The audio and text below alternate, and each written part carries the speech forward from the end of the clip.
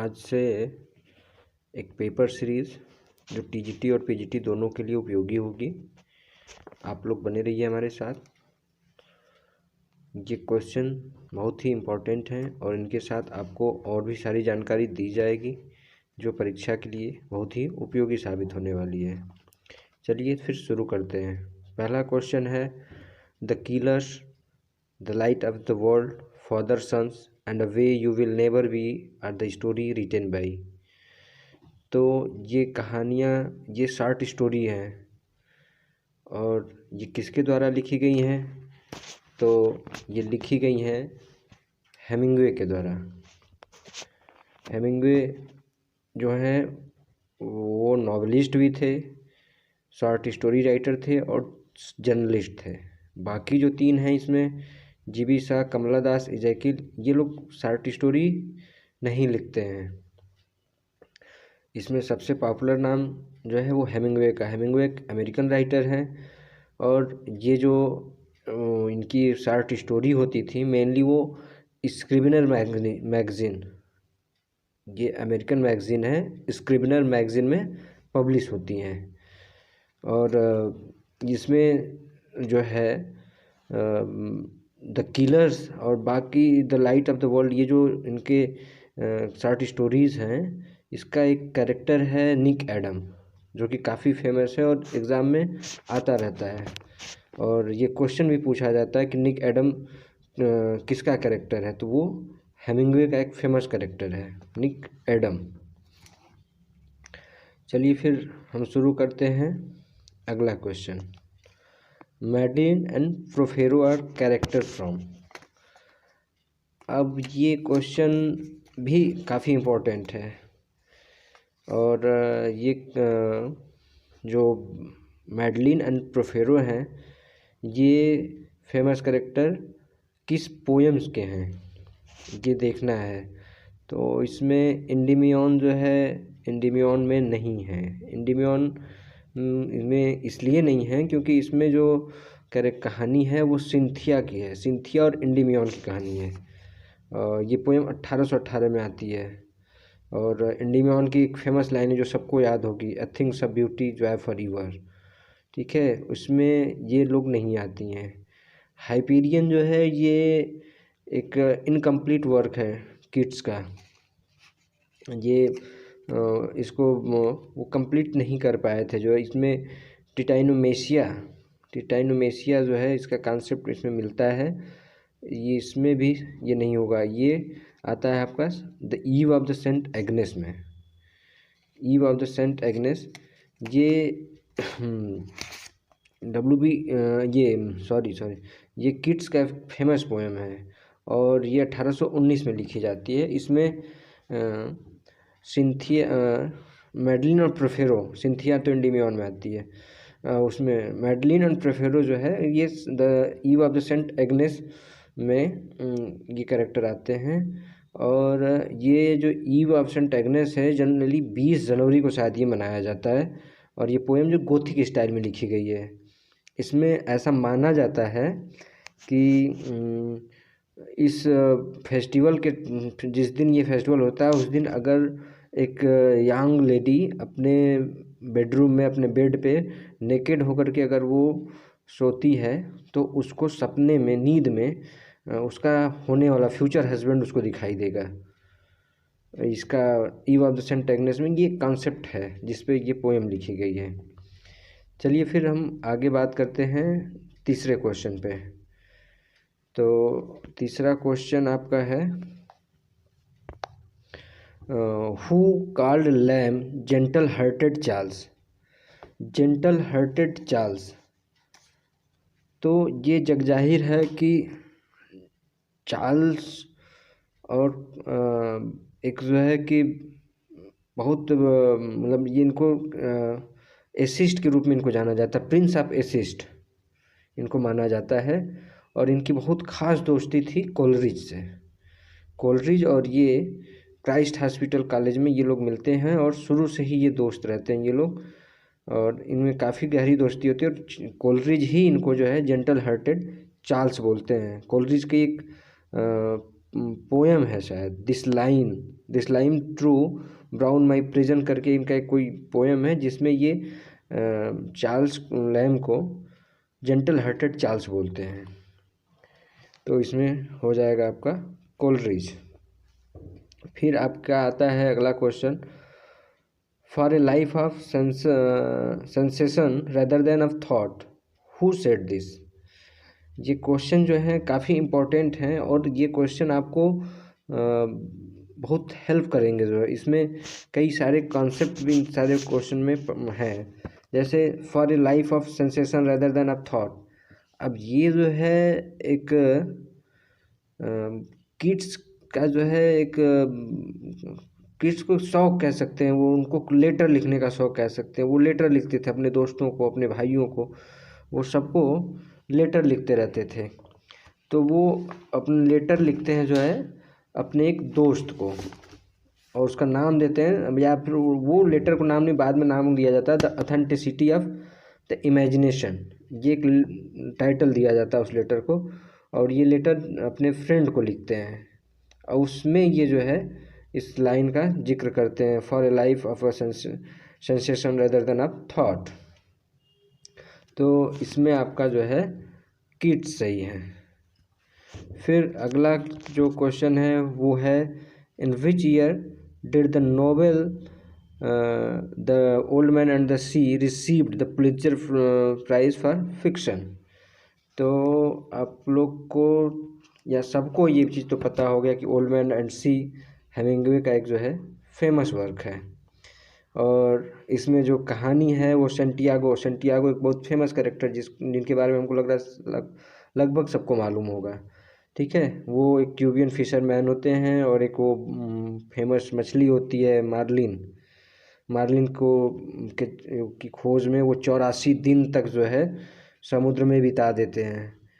और एक साहस का यही है, साहस की प्रतिमूर्ति कहिए कि 84 दिनों तक मछली ना मिलती है, उसके बाद भी रोज़ वो आदमी जो है रोज़ वहाँ जाते हैं और मछली की तलाश करते हैं।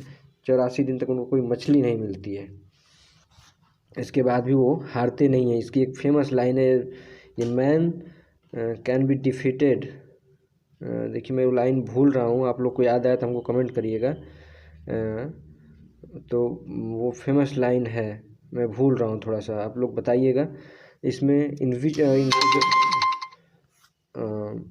इसको ये वर्क जो पब्लिश होता है ये 1951 में पब्लिश होता है, ओल्ड मैन एंड द सी। और 1953 में इसको जो है मिलता है पुलित्जर प्राइज़, और 1954 में इसको मिलता है नोबेल प्राइज़। ये जो चीज़ें हैं ये बिल्कुल एक सीक्वेंस में आती हैं। 51 में ये पब्लिश होता है, 53 में पुलित्जर मिलता है, 54 में इसको नोबेल प्राइज़ मिलती है।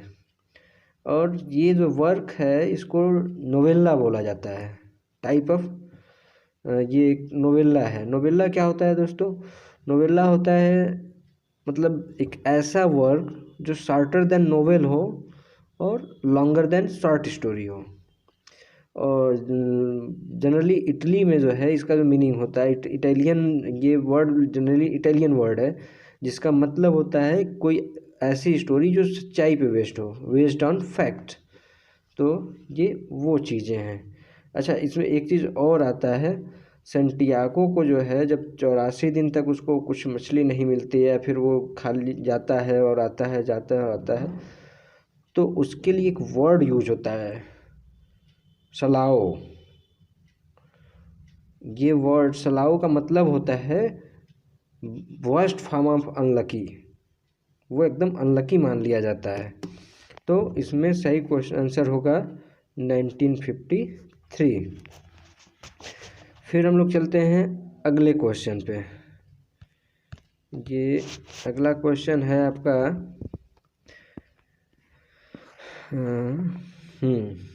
दिस इज, ये एक मिनट रुक जाइए थोड़ा सा। हाँ, this is the quality that a man possesses when he is capable of being in uncertainties, mysteries, doubt without any irritable reaching after fact and reason, what is the name of term in this quality. तो इसमें देखिए ये जो question है, ये जो जितने term इसमें दिए हुए, pathetic fallacy, poetic justice, negative capability, objective correlative, ये हमारे दिमाग में हमेशा आते रहते हैं और हमेशा हम इसमें कंफ्यूज होते रहते हैं। और जनरली जितने लोग टीजीटी पीजीटी की तैयारी कर रहे हैं उनके सामने से एक बार ये टर्म, तो एक बार क्या 10 बार 20 बार इनके सामने से गुजरते हैं, हम लोग इसमें हमेशा कंफ्यूज हो जाते हैं। तो इसमें जो ये दिया हुआ, this is the quality that a man processes when he is capable of being in uncertainties, mysteries, doubts without any irritable reaching after fact and reason. तो यहाँ पे बात हो रही है निगेटिव कैपेबिलिटी की। निगेटिव कैपेबिलिटी जो है ये टर्म जॉन कीट्स ने दिया था, और जैसा कि मैं पहले बताया जो है कि जॉन कीट्स को लेटर लिखने का बहुत शौक था, या फिर ये कहिए लेटर, वो उनके लेटर बड़े फेमस हैं। तो वो निगेटिव कैपेबिलिटी का टर्म भी जो है एक लेटर में देते हैं, कि वो अपना लेटर लिखते हैं जिसमें वो, मतलब इसका जनरली भाव ये होता है कि किसी भी काम में अपने भाव, प्रभाव, विचार से अलग होकर के किसी वर्क को लिखना। राइटर जो है मतलब उसका अपना व्यक्तिगत विचार क्या है, वो किन चीज़ों से प्रभावित होता है, किससे नहीं होता है, उसके खुद के जो विचार हैं, वो जो कविता अगर लिख रहा है या कोई नॉवेल लिख रहा है या कोई भी वर्क वो लिख रहा है, तो वो अपने उन प्रभाव, विचार या भाव किससे उनके उस वर्क को जज नहीं करेगा, वो निष्पक्ष होकर के उस वर्क को लिखेगा। इसको निगेटिव कैपेबिलिटी बोला जाता है, जिसमें ये माना जाता है कि शेक्सपियर बहुत माहिर थे। अच्छा, इसके बाद आता है पोइटिक जस्टिस। पोइटिक जस्टिस जो है ये टर्म जो है शायद नहीं, थॉमस राइमर ने एक टर्म दिया है पोइटिक जस्टिस का जो है। पोइटिक जस्टिस, जैसा कि नाम से ही इसमें चीज़ें हो जा रही, मतलब चीज़ें कंफर्म हो रही हैं, तो ये टर्म जो है थॉमस राइमर ने दिया है। और इसमें पोइटिक जस्टिस में ये होता है कि लास्ट जो कंक्लूजन होगा, कंक्लूजन में अगर कैरेक्टर गलत है तो उसको पनिश किया जाना चाहिए, कैरेक्टर अगर सही है तो उसको रिवार्ड मिलना चाहिए। ये इसका इसमें कहा जाता है पोइटिक जस्टिस में, और थॉमस राइमर ने ये टर्म दिया है। आते हैं पैथेटिक फैलेसी। पैथेटिक फैलेसी जो है ये जॉन रस्किन के द्वारा दिया गया टर्म है, और ये ऐसा भी कभी माना जाता है जैसे कि ये निगेटिव कैपेबिलिटी ठीक उसका उल्टा होता है पैथेटिक फैलेसी, जो कि इसमें वर्ड्सवर्थ इसमें आते हैं। वर्ड्सवर्थ अपने भाव विचारों से व्यग्र होकर के, व्यथित होकर के या बहुत प्रभावित होकर के कविताएं लिखते हैं। उनकी कविताओं में जनरली उनके सारे भाव और उनके विचार ही दिखते हैं। जैसे टिंटन नेवे जो लिखते हैं तो अपनी यादों में खोए, जैसे लगता ही नहीं कि वो व्यक्ति जो है अपनी चेतना में है, वो एकदम अपनी सारे भावों को, इमोशन को जगा देते हैं, वहाँ जाते हैं और एकदम उस पुरानी यादों में खो करके वो टिंटन नेवे की रचना करते हैं। तो इस तरीके की जो कविताएं होती हैं, फिर ये चीज़ें हैं जिनको पैथेटिक फैलेसी कहा जाता है। और इसका जो है 1856 में जो है जॉन रस्किन इसकी खोज करते हैं, या फिर ये टर्म क्वाइन करते हैं। फिर उसी तरीके से ऑब्जेक्टिव कोरिलेटिव आता है। ऑब्जेक्टिव कोरिलेटिव का जो टर्म है ये टी.एस. इलियट ने दिया है। टी.एस. इलियट का एक फेमस वर्क है हैमलेट एंड हिज प्रॉब्लम, उसमें ये टर्म आता है। टी.एस. इलियट के द्वारा हैमलेट एंड हिज प्रॉब्लम, उसमें ये आता है। चलिए अब चलते हैं नेक्स्ट क्वेश्चन पे। नेक्स्ट क्वेश्चन है, ये आपका आ गया इंडियन लिटरेचर का क्वेश्चन है। ये काफ़ी इम्पोर्टेंट है, और ये जो है इसमें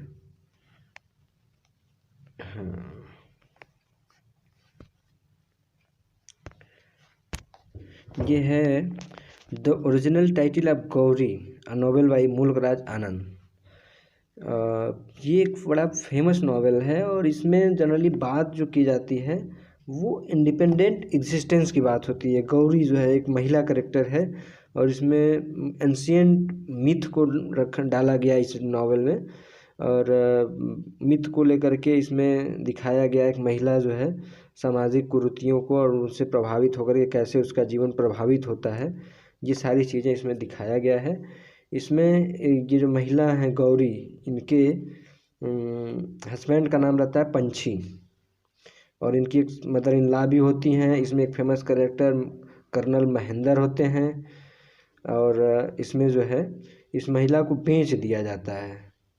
होशियारपुर जो है एक जगह होता है, होशियारपुर का एक साहूकार होता है जो इस महिला को खरीदता है। तो इस तरीके से एक जो कहानी है इस महिला के इर्द गिर्द घूमती है, और इसमें वो अपने इंडिपेंडेंट एग्जिस्टेंस को पहचान पाती हैं लास्टली। तो ये है, और इसका जो नाम है ओरिजिनल टाइटल वो है the old man and the Cow, Old man and Cow, ये है। तो ये हो गया। फिर इसके बाद हम आते हैं नेक्स्ट क्वेश्चन पे। It is a poignant love story of an English nurse and an American ambulance lieutenant during the war. Which novel of Hemingway is referred to here? तो ये हेमिंगवे से ये भी क्वेश्चन आ गया आपका। और हेमिंगवे जनरली वार novelist ही उनको कहा जाएगा। वॉर में वो बहुत ज़्यादा इंटरेस्टेड होते थे। वैसे जनरली वो तो रिपोर्टर भी थे। वो अपनी रिपोर्टिंग भी शुरू करते हैं कंसास सिटी स्टार से। कंसास सिटी स्टार ये एक मैगज़ीन का नाम होता है, वो संस्था होती है जिसमें वो जिसके लिए वो रिपोर्टिंग करते हैं। और हेमिंगवे से एक और इम्पॉर्टेंट चीज़ आता है, उनकी एक theory, iceberg theory. Iceberg theory जो है वो एक टर्म को या इस थियरी को उन्होंने क्वाइन किया है, जिसमें ये माना जाता है कि ये जो इनकी थियरी है वो 20th सेंचुरी को बहुत प्रभावित करती है। जो 20th सेंचुरी को बहुत प्रभावित करती है इनकी थियरी। और ये जनरली जो है बड़े रोचक टाइप की इनको नॉलेजिस्ट माना जाता है। और इसमें ये फेयरवेल टू आर्म्स और the old man and the sea, man without women, for whom the bell tolls, ये सब जो इनकी रचनाएं हैं ये बिल्कुल एक अलग तरीके से समाज को प्रेजेंट करती हैं। तो यहाँ पे जो ये दिया गया है, it is a protagonist love story of an English nurse, तो ये जनरली बात की जा रही है फेयरवेल टू आर्म्स का। फेयरवेल टू आर्म्स जो है ये इनका नावल है, जो वर्ल्ड वॉर फर्स्ट इटालियन वार जो होता है उसमें ये सेट होता है। और उसमें ये जो मतलब हेमिंगवे होते हैं, ये फ्रेडरिक हेनरी नाम से जो है इनका एक कैरेक्टर होता है उसमें। और एक कैथरीन बार्कले जो होती है, इसमें जो दिया है इंग्लिश नर्स, तो इंग्लिश नर्स का नाम होता है कैथरीन बार्कले। और ये जो होते हैं हेमिंगवे जो होते हैं एज ए प्रोटोगोनिस्ट, इनका नाम होता है फ्रेडरिक हेनरी। और उसमें ये कहानी चलती है। इसमें ये जो है क्वेश्चन होगा a Farewell to Arms. The old man and Sea आपने जाना ही, बाकी ये जो दो है इसका भी आपको बाद में समरी या फिर ये क्वेश्चन में जब आएगा तो इन दोनों वर्ड के बारे में भी आपको बताया जाएगा। चलिए अब चलते हैं अगला क्वेश्चन पे। ये है अगला क्वेश्चन आपका है इज़ाबेल। ये फिर से आ गए हम लोग किड्स के पास। Isabella is a story of love between Isabel and, अच्छा किड्स की जो कहानियाँ हैं मतलब पोएम्स इन्होंने जो लिखा है मेनली जो है वो उसमें लव स्टोरी इनकी ज़्यादा है। तो और उसमें भी जैसे कि इनके वर्क जो होते हैं अलग अलग वर्क में अलग अलग मिथ को या फिर अलग अलग तरीके के जो स्टोरीज़ हैं उनको ये दिखाते हैं। जैसे हमने देखा अभी सेंट एग्नेस में जो है। और फिर उसके बाद जो है कि इनका एक वर्क है इंडीमियन। इंडीमियन में भी सिंथिया और इंडीमियन को हमने बताया ही। और फिर इसमें हाइपेरियन में भी, हाइपेरियन में तो लव स्टोरी नहीं है, उसमें टाइटोनमेसिया और ओलंपियस उसमें कुछ वार का है। तो वैसे ही इनका जो है इज़ाबेला भी जो है एक लव है स्टोरी है। और इसमें जो है वो लोरेंजो के साथ उसका लव स्टोरी चलती है जो है। और ये इज़ाबेला जो है इसमें इजाबेला जो story of love between Isabel and ये लोरेंजो ही है, लोरेंजो। प्रोफेरिया तो उसमें हो गया और इसमें यही है, लोरेंजो ही है, ठीक है। और ये जो है इजाबेला एक ट्रेजिक टेल है, इसको ये माना जाता है ये एक ट्रेजिक टेल है और इसको बोकैसियो के डेकामेरॉन से लिया गया है। इसका इजाबेला का जो सोर्स है वो बोकैसियो का डेकामेरॉन एक वर्क है, उससे इसको लिया गया है। आइए अब चलते हैं नेक्स्ट वर्क पे। नेक्स्ट क्वेश्चन है which novel of Hemingway is based on his Italian war experience. अच्छा, ये तो क्वेश्चन लगभग हो ही गया ऊपर में। इसमें भी यही फेयरवेल टू आर्म्सी होगा और क्योंकि वो इटालियन वर्ल्ड वार फर्स्ट में ही जाते हैं और इटली की तरफ से ही वो इस वार में शामिल होते हैं और इसमें वो अपने एक्सपीरियंस को शेयर करते हैं। फेयरवेल टू आर्म्सी है। आज हम लोग 10 क्वेश्चन ही देखते हैं, अब इसके बाद फिर अगला सेशन जल्दी ही आएगा। हमसे जुड़े रहिए आप लोग और ऐसे ही अच्छे अच्छे क्वेश्चन को हम लोग एक्सप्लेन करते रहेंगे। धन्यवाद।